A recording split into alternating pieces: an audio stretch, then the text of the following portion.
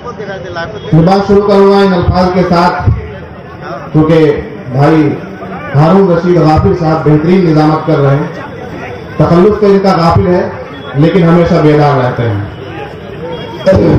जवाहर और बापू का, हुसैन अहमद व टीपू का, ये भारत देश है सबका, यहाँ सम्मान सबका है। जवाहर और बापू का, हुसैन अहमद व टीपू का, ये भारत देश है सबका, यहाँ सम्मान सबका है।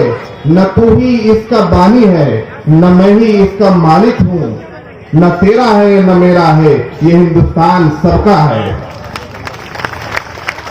दोस्तों, मेरा ताल्लुक राष्ट्रीय उलमा काउंसिल से है और मैं बबांगे दोहल किशनगंज में जनाब अख्तर ईमान साहब की हिमायत कर रहा हूं और इंशाअल्लाह मुझे पूरी उम्मीद है कि किशनगंज से हमने आज तक अपने मुल्क को, दीगर पार्टियों को, जिन्होंने हमको नकारा है, जिन्होंने हमें धुतकारा है, जिन्होंने हमारा हाल तक नहीं पूछा, जिन्होंने हमारी तरफ लौट कर नहीं देखा, उन लोगों को, उन पार्टियों को, बड़े बड़े सियासतदानों को हमने यहाँ से उनको कैंडिडेट दिया, जीतकर यहाँ के उम्मीदवारों को पार्लियामेंट में भेजा, लेकिन हमें क्या मिला? सिर्फ मायूसी मिली, सिर्फ महरूमी मिली।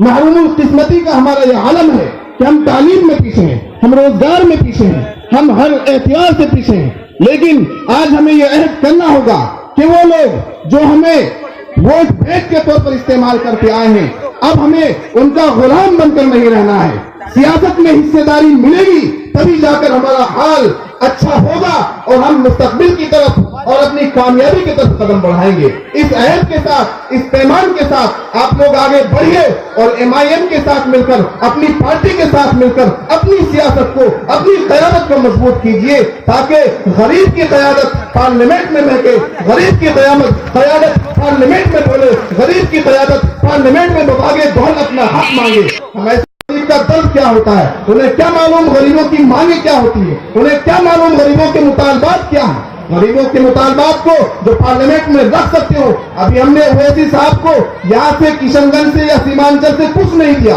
इसके बावजूद भी वो पार्लियामेंट में हमारी आवाज बुलंद कर रहे हैं। क्या उनका हक नहीं बनता? क्या उन्हें वोट देकर उनका एक कैंडिडेट पार्लियामेंट में भेजें? बनता है या नहीं बनता है? आप सभी लोग हाथ उठाकर बताएं और ये याद करें कि इंशाअल्लाह हम कैंडिडेट देंगे।